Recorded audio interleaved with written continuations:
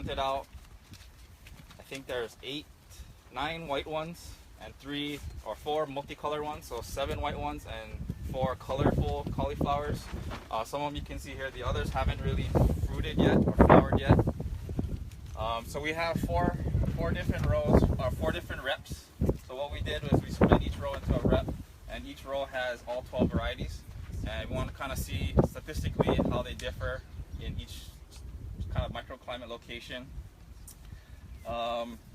We seeded them in December, and then they were transplanted out into the field when they were ready to be transplanted in January, and they've been in the ground since January. About 90 days from when we transplanted them. So it's a little bit longer than crops like cauliflower and head cabbage, which are in the same brassica family. But some of these varieties did start at 65 to 70 days, which is about the same amount of time as a head cabbage or broccoli. So it does match up with some of the other brassicas for some of these varieties. If you look at, I think if you got it, the handout that has a graph on it. This one shows kind of the average yield. That's the wrong one. I don't have that one. Sorry. That graph kind of shows the average yield that we harvested from what we already harvested. It doesn't include all the replication, so it's not. It's an indicator of what we can expect, but it's not actual yield that we collected because it's missing some numbers. That's the graph. And on that graph, we actually put a line that represents what the average U.S. mainland yields are like. So we're a little bit short of what those yields are like, but it's expected because of our climate, our location. We don't have that cool season like the mainland U.S., but we're still getting yield, which is very important. And you can see from the size of these heads that it's marketable size heads. It's just the numbers don't say that they are marketable based on a grade A size. If you want, we can come out here, I'll leave this here, and kind of show you what we've been doing. So if you see these yellow flags out in the field, because the cauliflower is sensitive to light, you'll get yellowing from the sun. So what we're actually looking for is flower or plants that actually self-blanch. Blanching meaning it'll cover itself up and keep the flower from the sun. And none of these varieties did that. So with the first harvest, we were getting real yellow heads, and you can see some of those heads are on the yellowish side. And that's because the sun was coming through the leaf canopy and actually kind of sunburning or tanning the cauliflower. So to get rid of that tan color, what we have to do is we have to tie them up. And usually they use rubber bands, but I didn't have rubber bands when we were doing this. So what we use is this flagging tape. The idea is when you see the flower head budding, what we're doing is we're just taking the tape and we're taking the inner leaves kind of like this. And with the rubber band, it's easy. You just kind of drop it on.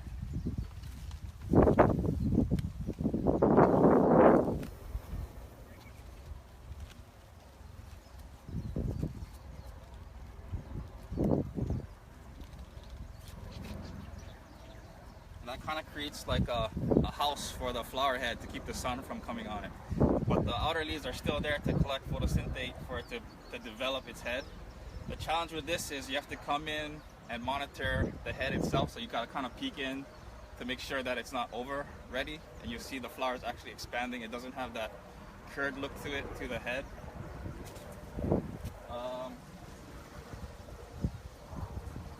If you guys want, you can come into the field and actually see some of the flowers.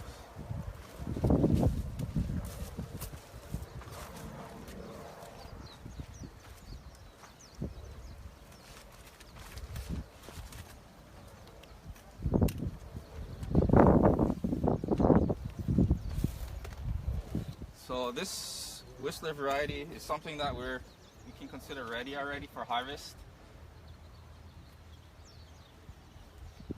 Using is something like this. This is like a lettuce knife. It's not just a flat blade. There's a round to it, and that way you can actually push to harvest.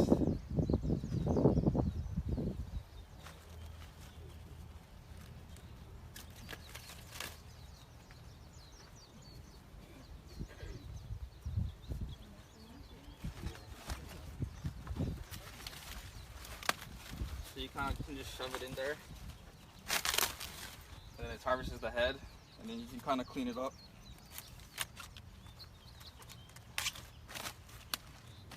And that's something that can go to market. So we are getting nice marketable heads out in the field, and there's promise for cauliflower up at this elevation.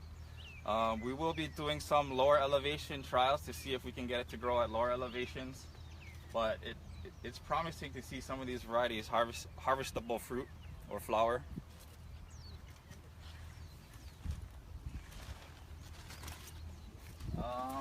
There's a couple of varieties that aren't really ready. Mainly a variety called Graffiti. I think it was this one.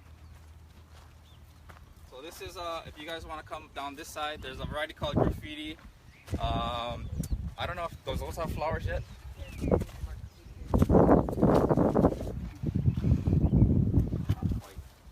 So this one over here,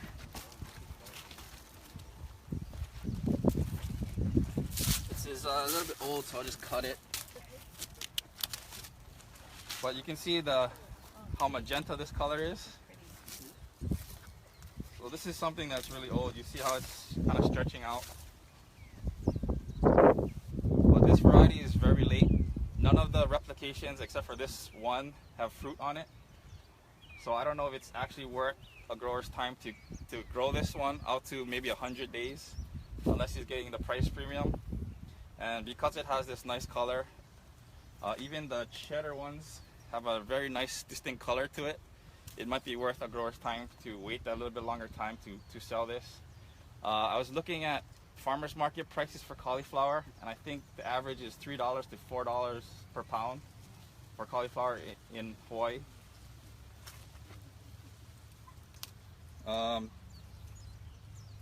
Some of the challenges to growing cauliflower, one of the biggest ones that all brassica growers are struggling with is diamondback moth and how to manage it. I can probably find you some diamondback moth in those heads over there, but not only are they damaging the foliage and making these bullet holes in the leaves, which are affecting photosynthesis, they actually will crawl into the floret or the flower, and they'll pupate up in there, or they'll be in there, and when you sell it, you won't be able to see it because these things are so tight. And when the consumer gets it, they're gonna see caterpillars all inside of this. And there's some that when the first harvest had about maybe 10 caterpillars, and they're really small caterpillars. So if you're not washing it good, you potentially will be eating caterpillars. Is it the cabbage moth? It's called white cabbage moth? No, it's a little bit different. It's called diamondback moth. It's a lot smaller, and I probably can find you one in those heads over there. I know I saw some. But that's the primary pest? It's the primary pest for all brassicas, including cauliflower. We were having issues with imported cabbage butterfly, but I don't see any caterpillars left, and there's not too many flying around right now. So one of the things we're trying to fool around with is this idea of insectary crops. So behind you, you see pigeon pea, and this particular plant attracts, because of the flowers, will attract Lycinidae butterflies, and that butterfly will lay its eggs on that plant, and a trichogarma wasp will actually parasitize that butterfly. And the idea is, once they run out of food on that plant, they'll come out into the field and actually parasitize the other caterpillars that we have in the field as a natural biocontrol. I can't say for sure that's what's helping to reduce the white butterfly population or the imported cabbage butterfly population, but we are getting nice heads with minimal damage on the foliage, so something is working pretty good. Does anybody have questions? Jensen, can we look at this head right here? So this one is called cheddar. It's a yellow variety. It also has, when you cut it, it has this nice orange color inside. I'm not exactly sure what the nutrient content or the beta carotenoid content is in something like this, but because it has that yellow color, it might be associated with stuff like carotenoids or vitamin A. But that's something we can send to the lab for nutrient analysis for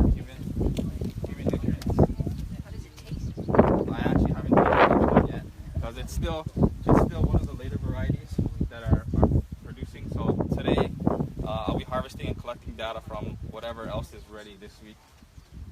And these seem to be ready along with Vita Verde, which is a green variety.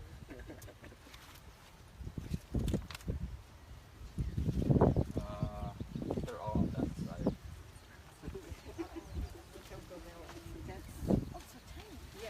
We're going to see the color.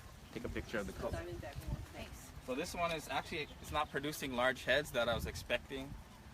And all of these varieties were selected because it mentioned something on their company website that was heat tolerant or heat resistant. That's the reason for selecting all of these varieties. That, and I wanted to see what the color would do up at this location. Is that a larvae or a pupa? Yeah, it's a very devastating insect for brassicas, especially head cabbage and wongbok. What color is the moth? The moth is a brownish tan color. It's very small, maybe 3 millimeters in length and 2 millimeters in diameter. And unless you know what you're looking for, it's very hard to see. It's not as big like the white butterfly, which is very obvious. How is the water requirement for this crop, and how much rain in this station? I don't exactly know what the rainfall is at this location, and I don't exactly know how much water. I've just been putting water based on what I see the plant. When it starts to wilt, I know how to adjust the... You added more than, like, for example, for the broccoli or for the cabbage and stuff? No, it's the same water requirement for the brassica. For the brassica family, yeah, in general. What kind of inputs prior to transplant? So prior to transplant, or actually at transplant, we side dress with a 1616 fertilizer that had micronutrients at a rate of 50 pounds of nitrogen per acre. I think that comes out to about 100 pounds of fertilizer per acre. And what we did is we side dressed the plants, and then this is also hooked up to a fertigation system, so we can inject liquid fertilizer as needed to the field. One of the issues with this location is the acidity of the soil. Because this is prior pineapple planting, the acidity is probably 4.5 to 5, and vegetables don't like numbers that low, especially in this soil type that has high manganese toxicity. Manganese will cause yellowing, total plant death if you're not managing the pH. So that's the reason why I suspect this row on the end is a little bit behind the other three, because the liming, the whole field got limed, and this is the end that might not have gotten as much lime as was needed. So you can see some kind of setback on this last row.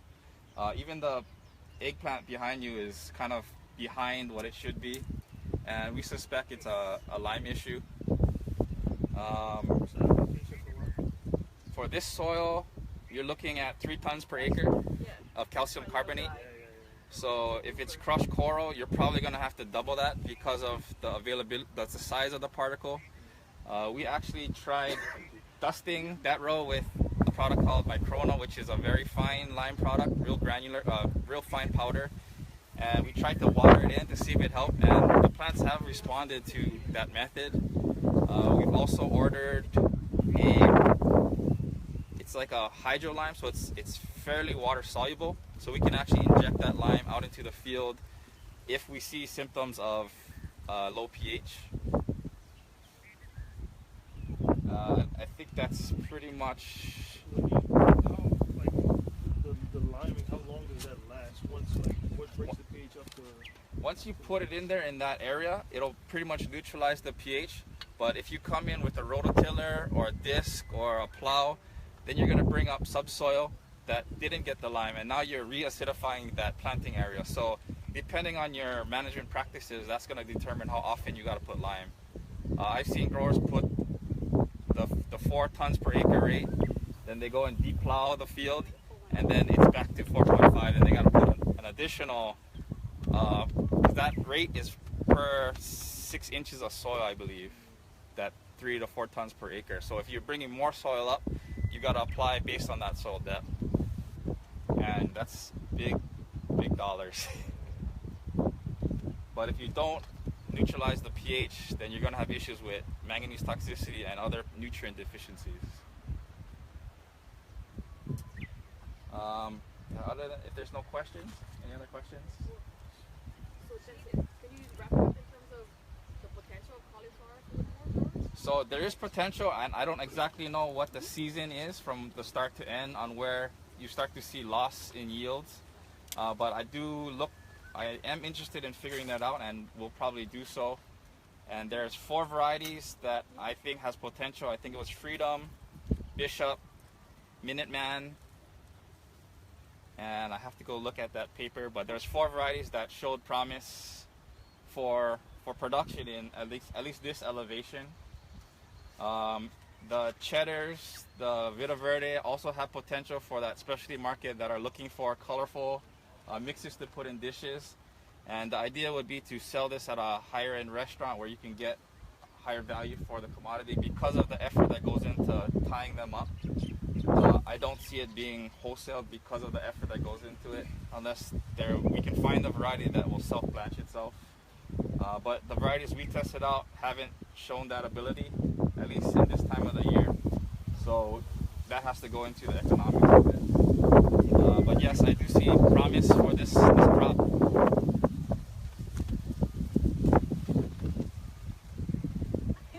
There goes one tent. Jensen, what was the planting date? It was January. I believe January 15th was the planting date. Yeah, and do you feel like you were right on target with that, or you would have want to get them in a little earlier? So I think the idea is you want to have them out of the ground by March, I think. So by this month is kind of the end. Yeah. You can see some of the varieties like even this one too, Romanesco. It has a very nice plant canopy, but there's no flower production at all. And I think it has to do with the heat. So maybe if you're planting in October, where the flower is going to come out in, say, December, those varieties might do well. So we need to rerun these varieties to see if there's potential for other times of the year. Where do we get most of our cauliflower? I assume it's California. Yeah, they're probably one of the larger producers of broccoli, cauliflower, and cabbage. And I think majority is imported. And we don't know if anyone's doing this in aquaponics. I don't know of anybody doing it in aquaponics. Dr. Radovich might know, because he does work with some aquaponics growers as well. But the aquaponics growers I work with, because of the size of the plant and the way it grows, I don't know if it's worth your time to put it in an aquaponics system, just because of the area required. Does it need a lot of water? It doesn't need a lot of water, and I assume it will do well in an aquaponics system. It's just, how do you justify giving up that space for something that's a little bit longer crop versus a lettuce, which can turn over monthly. This is a 2 to 3 month turnover, which is a little bit longer, especially when you're paying for pumps and you're paying for water that's recirculating. It's a little bit harder to justify, I think, doing that. On Oahu, I don't know too many growers that are actually growing cauliflower. I have heard that Maho is growing some varieties of cauliflower. I don't know how regularly they are doing that. But the idea is to get more people to start growing cauliflower because it can be grown. I know some of the yellow varieties, I'm calling them Whitmore Special. It's because of the red dirt, it's getting that nice yellow color. So that's a trademark for cauliflower growing up at this elevation in this soil type.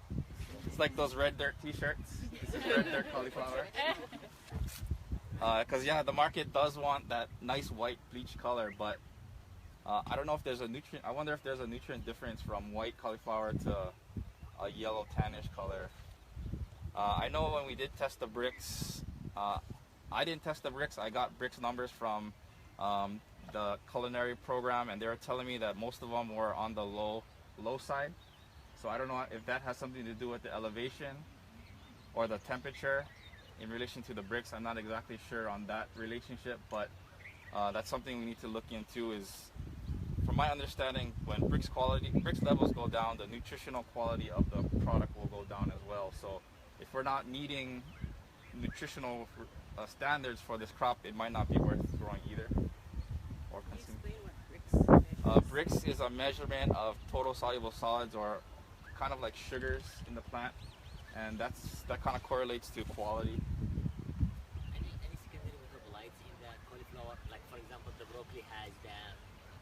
antioxidant compound in it. Is there anything in the cauliflower? So that's That the next section where we're gonna go now, I believe. Okay. Yeah. So we'll talk about human nutrition or consumer nutrition now. If there's no more questions out here, and after that we can come back and you guys can take, if there's enough for everybody, you can take some of the cauliflower. So it's seed you get, and then you. We seed them in a Yeah. seedling tray, and then from those seedling trays we'll come out here and we transplanted each one. And on a commercial scale, this is not how far you would plant them. You would plant them a lot denser. We just did this for ease of us walking through it and actually monitoring it and just kind of babying it. But you would probably put 3 to 4 in a row, and they're probably a foot spacing. This one is 18 inches between plants and 3 feet between rows. So you are wasting a lot of space per acre. You can get a lot more plants. I think when I calculated at this spacing, it came out to about $9,000 per acre at the $3.50 a pound, based on how much we were harvesting. Can you plant them again in the same area? Rotate. Rotation would be recommended.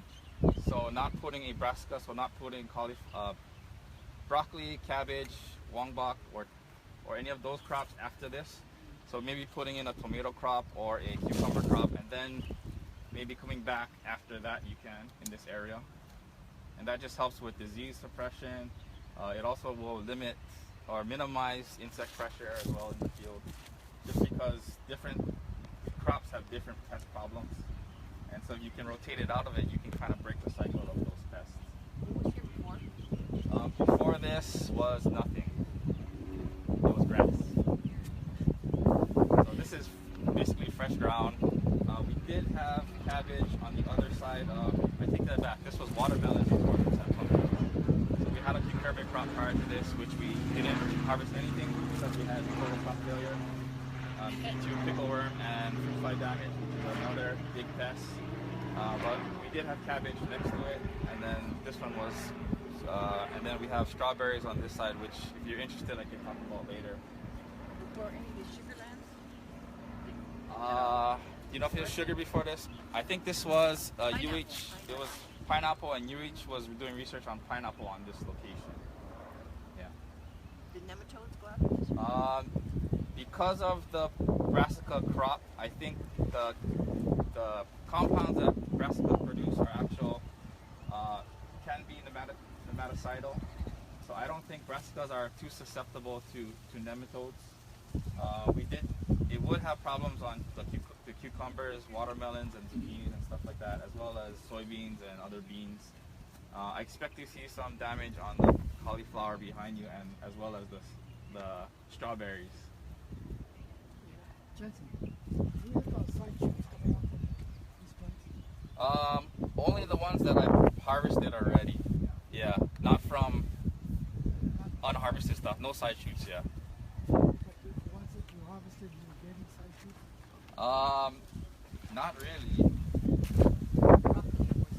I know the head cabbage had some side shoots, but the side shoots aren't marketable product. But Vincent, broccoli, you have side shoots which produces. But I think commercially most growers harvest one time and they'll plow under. Yeah, I'm not exactly sure. I haven't seen any side shoots come out from any of these varieties yet. Okay, yeah, we will do that. Has anybody like on Lanai or somewhere else where it's like cooler? They've been playing I around think with up this in crop? Kula, they were growing commercially up in Kula, and I'm not sure about Waimea on the Big Island. Lynn's family, your brother? Yeah, we were doing cauliflower in the past on Maui. So yeah, exactly the things that